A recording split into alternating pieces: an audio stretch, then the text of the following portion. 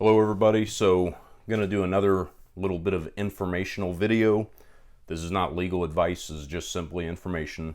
But a lot of people, including myself for quite a while until very recently, have been wondering what happens to my suppressor or my NFA item when I die. So, this is also going to bring up another conversation, which is trusts. I try to talk most people out of doing a trust, and it's not because I don't want to do them.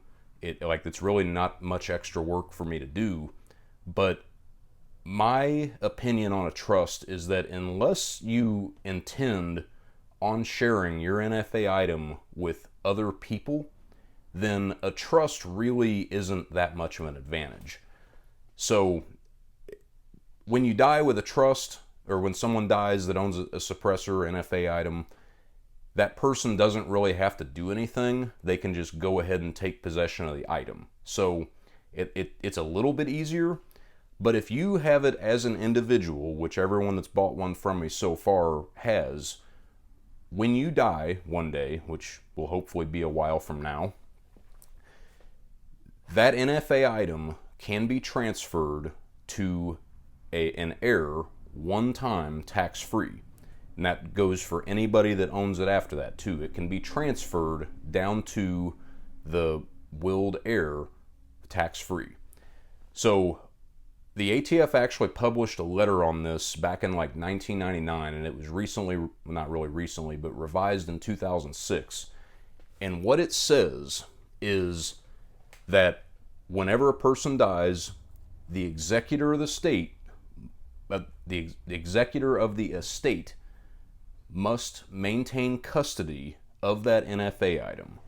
So that NFA item gets taken by the executor of the estate, not the heir necessarily, and it is held in their possession until the transfer is done. So the transfer you do then is what's called a Form 5, which is very similar to a Form 4, except the only difference is it is a specific tax-exempt transfer.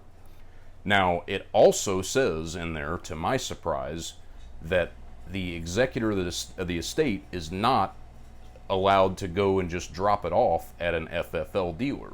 Now, the dealer can act as like a broker and help them through the process, but the executor must maintain custody of the NFA items during that time.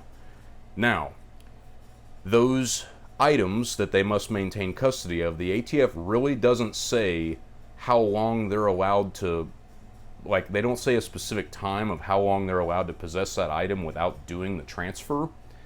However, it does say in there that it should be done before the probate process is complete.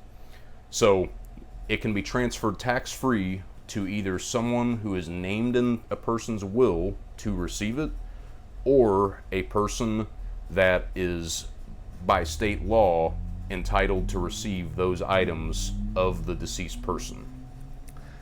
And yeah, so that's a pretty common question that, like I said, it's not something really super well known, and a lot of people think that you have to have a trust to transfer it down to people. Well, you actually don't. So that person that's going to receive it is going to do all the paperwork process just as if they were buying it. The good thing about a Form 5 is they do get processed relatively quick. Like, they're within a couple days on e-forms, so, which lately Form 4 individuals have been about that speed too. So, yeah, I hope that answers a lot of questions. It's something that's not really talked about that I figured I'd give everybody some insight on.